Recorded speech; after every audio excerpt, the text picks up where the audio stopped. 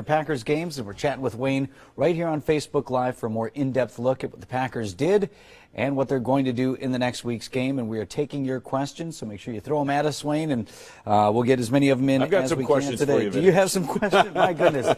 Yeah, sorry, you don't get to ask the questions. You're supposed to have all the answers today. And I've got all the questions today. What can I say? The most popular question in the state of Wisconsin today, and it hasn't really changed from week to week, is what is wrong with Aaron Rodgers? Does Aaron Rodgers know what's wrong with Aaron Rodgers? Yeah, Vince, I think they're still working on it. They're struggling through it. It's hard to tell because it's an accuracy problem, and it's not about completion percentage per se, okay? Now, he's missing some open receivers and that type of thing. There's no question about that.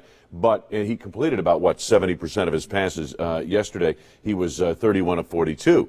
However, a lot of that came late in the ball game when the Cowboys were in softer coverages. The thing you have to look at is the open receivers, Randall Cobb, back line of the end zone. That kind of encapsulates where they've been. But even, throwing a pass that Richard Rodgers should have had. He was open, might have turned it into a touchdown, ball thrown a little bit behind him. Richard should have made that catch, and he'd be the first to tell you that. But that pass also, when we're talking quarterback accuracy, Vince, we're talking about does the quarterback deliver the ball to the receiver in a place that he can then turn and make a play? And that's the finite aspect of it. You mentioned a couple of things on offense, though. There were some, and we had talked a couple of weeks ago, too, about a catch here, a catch there, a play here or there. Maybe a few more plays this time around, but there were plays to be had, and guys in certain situations also didn't make those catches. If this was 2014, the way Aaron played in 2014, that ball game yesterday becomes a shootout. It's an instant classic. It's whoever has the ball last probably wins that game. That's the kind of game it could have been.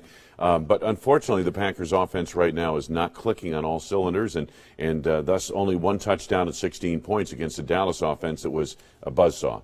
We talked a little bit about the offensive line, Wayne, and it's largely believed that they're having a good year. They did protect Rodgers fairly well, but you raised an interesting point. The Cowboys didn't really come after him. Their strategy was to kind of contain him, keep him from running around too much, and then just, give enough of a pass rush. There was a time, Vinny, when teams would not blitz Aaron Rodgers because he would find the open seam downfield, okay?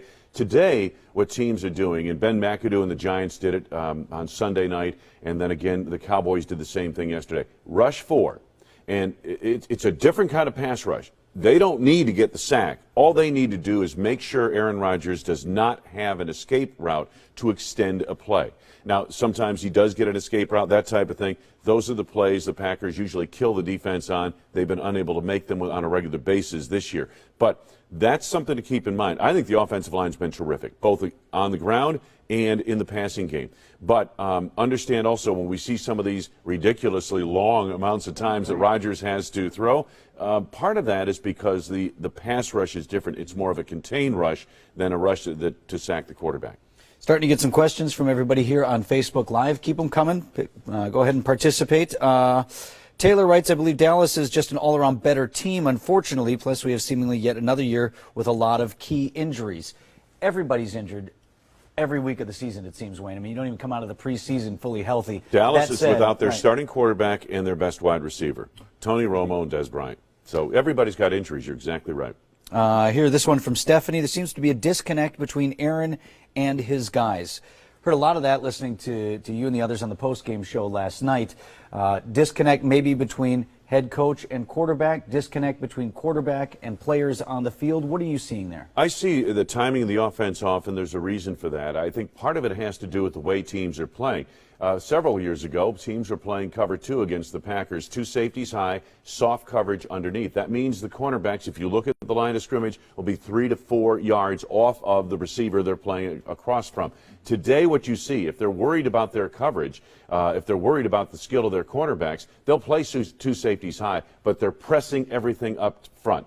In other words, they're man-to-man up front, they're press up front. And what they're doing is not allowing the Packers receivers to get open early enough. See, the timing of the offense is quick rhythm offense, quick passing, but the receiver has to get open like right now at the line of scrimmage. In soft cover 2 in the past, Jordy Nelson, Greg Jennings, these guys would make a living off of that, and Jermichael Finley would stretch the defense down the middle of the field. But today, with the press coverage they're experiencing now, they're not able to get off that coverage quick enough, and thus that throws off the timing of the play a little bit. Got this in from Shane. Packers have no healthy running backs right now. What happened to Jarrell Presley? We got off waivers from Minnesota. I don't even remember that name being mentioned. Yeah, they cut him a couple of weeks ago, and I'm not sure if he's been picked up or not. They'll probably have to do something. Fox Sports had a report that James Starks underwent knee surgery. Don't know if that's true or not. The Packers have not said that at all, but that is the rumor. If that's the case, they're going to have to pick up a running back or elevate one of the running backs from the practice squad. You know, it's interesting, too. You've been up there. You talked to the guys. You talked to the coach and the players. Last week, it seemed Coach Mike McCarthy in his midweek news conference didn't much appreciate being questioned about the offensive productivity. Got a little bit testy there. Said, I don't know what people want. We're 3-1. We're winning ball games, here and there. What's it going to be like up there this week, talking to Coach? Well, it's going to be a quick week, Vince. That's right, a good thing. That is.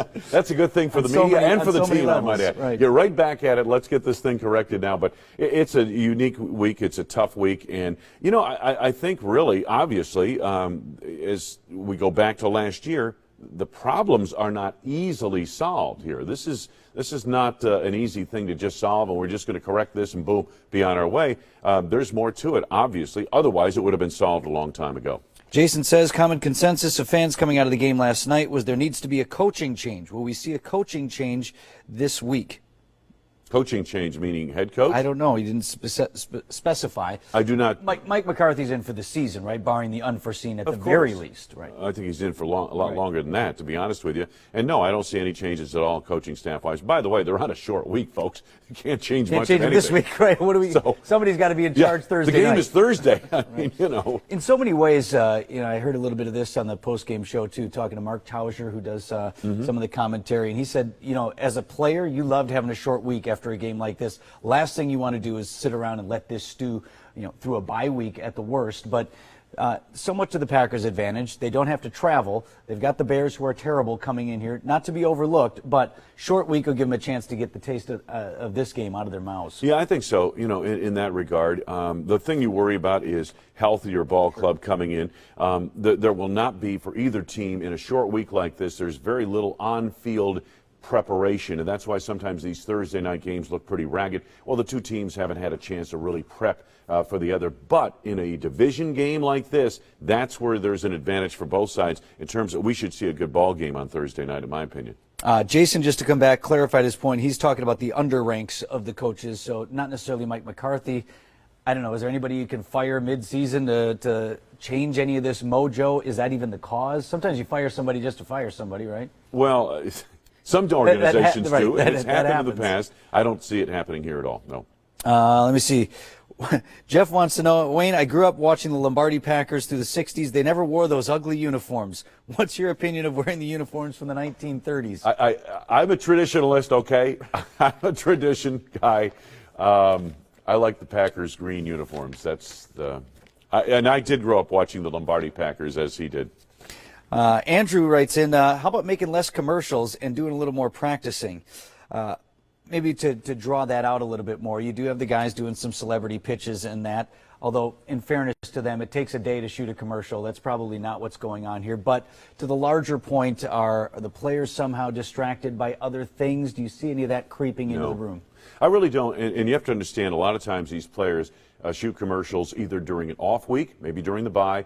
Most of them get those commercials done in the summer, before training camp even begins. A lot of those spots are done, and so no, they are no distraction whatsoever during the season. By the way, I think the Clay Matthews, Aaron Rodgers commercial with the fly, is just hysterical. Every time I see it, I laugh. It's competing for best commercial to run in football with the iced tea commercial. Lemonade. I know. Right. Oh, where did my other question go here? All right, I had somebody wanted to know about the Bears. Where did that question go? Wants to know about how the defense is going to stack up against the Chicago Bears. Defense, like we talked about earlier, maybe if the offense had performed better, the defense might have played well enough to win. We did have a couple of turnovers go our way. But what do you see as far as our defense against the Bears offense? The Bears offense is moving the ball through the air now. Brian Hoyer's in at quarterback. He yesterday, another 300-yard passing day. The problem for the Bears, they have not been finishing their drives. And, of course, the Packers, we understand what that's all about as well. But they have not been finishing their drives with touchdowns. They've been settling for field goals, and it cost them yesterday in a 17-7 24-16 loss. But this team, the Chicago team, has been moving the ball through the air. Alshon Jeffrey had 93 yards yesterday. And a guy by the name of Cameron Meredith, I've been watching him on tape. I watched their game last week against Indianapolis. Number 81. This guy looks like a nice receiver, a nice number 2 receiver for them. They're getting some yardage, so this is not going to be it's not like the Bears are a bad 1-5 team. They're better than that. Well, Gunter can stay upright here for this game. That'll help us. Let's get to oh man, I just lost a good one. Oh yeah, here's from Jerry. What's your thoughts on increasing Ty Montgomery's play time minus the fumble? He looked good.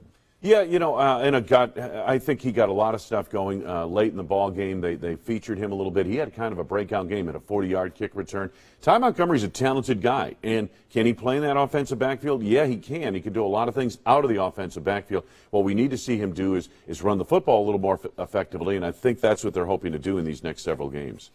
Brian wants to know, what do you think of Aaron's body language on the sidelines recently? You know, your colleague from 620 WTMJ, Greg Matzik, made the point. He just doesn't have that swagger. Now, sometimes swagger comes from, you need to do positive things on the field to have that, swagger off the field. Which came first, the chicken or the egg here? But, do you feel like it's a confidence issue maybe too? Vin, I'm not really, because the way I have to watch the game, I don't focus on the sideline. I understand the cameras are focused on the sideline, and they give you a shot of the coach and a shot of the quarterback and all this other stuff.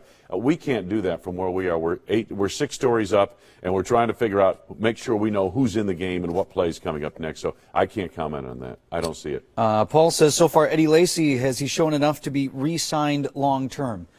Good season for Eddie, especially coming back after last year. He did everything they asked him to do. He came in better shape. Mm-hmm. He's having a lot of productivity. Very productive. And, you hope you can get even more productive results with him, because you're playing on the lead and you're protecting the lead, that type of thing. He's very effective. He gutted out that ball game yesterday, folks. That ankle is not good, and yet Eddie Lacy knew, hey, he was the only tailback left on the roster. He had to go, and he did, and he was effective when he ran the ball. Only about 30 seconds left, so let's go ahead and look ahead to Chicago. We hit on it a little bit earlier, but let the Packers not look past this opponent. The Bears have been lousy. However, it is a short week. This is a division rivalry that goes back a long time, so we ought not look past this team. Yeah, this team can move the football, as I mentioned, through the air. Brian Hoyer has taken over at quarterback for the injured Jay Cutler, cut down on the interceptions, cut down on the turnovers, and move the football effectively through the air. They also have a young runner by the name of Jordan Howard, who has looked pretty good. He's a rookie out of Indiana,